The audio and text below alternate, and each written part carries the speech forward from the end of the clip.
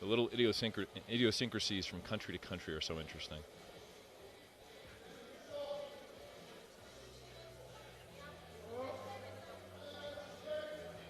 Taking his time with the setup.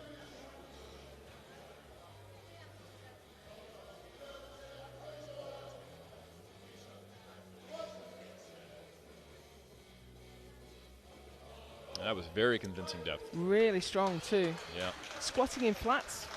Mountain you jump if you're in a lower weight class, if it's a higher weight class. A 140 squat is not the same thing as a 340 squat, so some of these numbers you have to think more in terms of the proportion rather than the absolute number of kilos. So this is not huge for a 300 kilo squatter.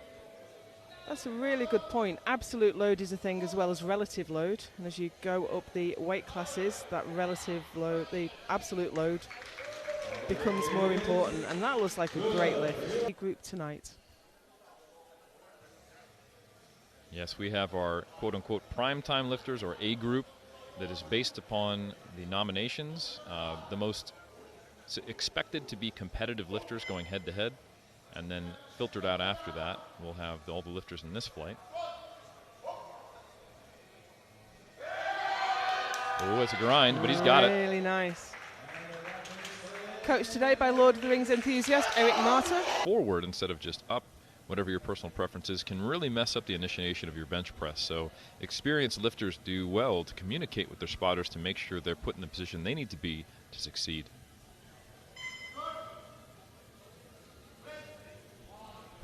That was the fastest bench I've seen today, I think. Yeah, that was incredibly fast.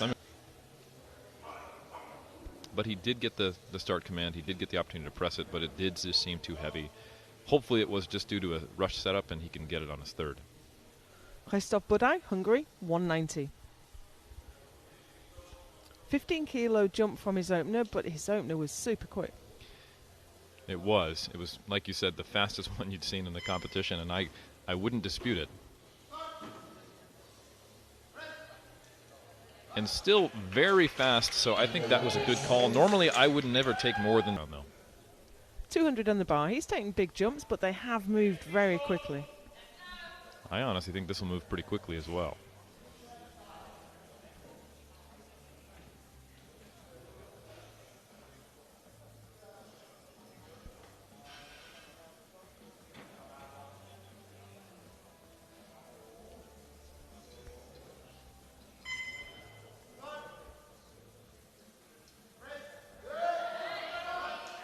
I think he had another 5 there. Honestly, it looks like maybe...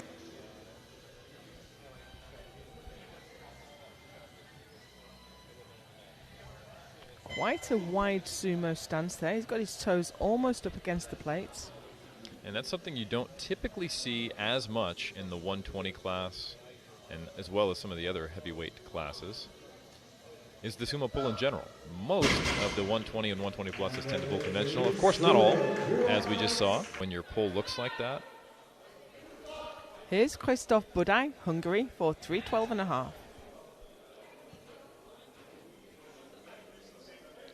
His feet are right at the plates. This is a wide sumo stance. The sumo effectively reduces the range of motion, but at the cost of power. The position you're in a conventional deadlift is the same one you'd probably use to try to jump or dunk a basketball, but you can imagine that LeBron James is not dunking anything if he was to start in that position. So we have a jury overruled. They've overruled on the blue card. They thought that ramping was an infraction. So that was no lifting. Turned down, a moral victory. He did actually lock it out-ish. He might have felt pretty good to do that on the world stage. And heck, if you're going to go for it, you might as well go for it. We have Kristof Budai, Hungary, attempting 325 for his final lift of the day.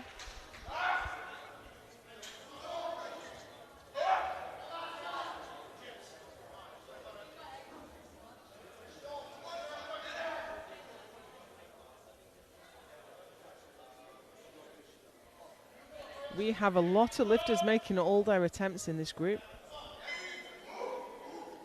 And let's see if he can be part of those group of lifters. I think he can. Yes. Oh, he's ecstatic.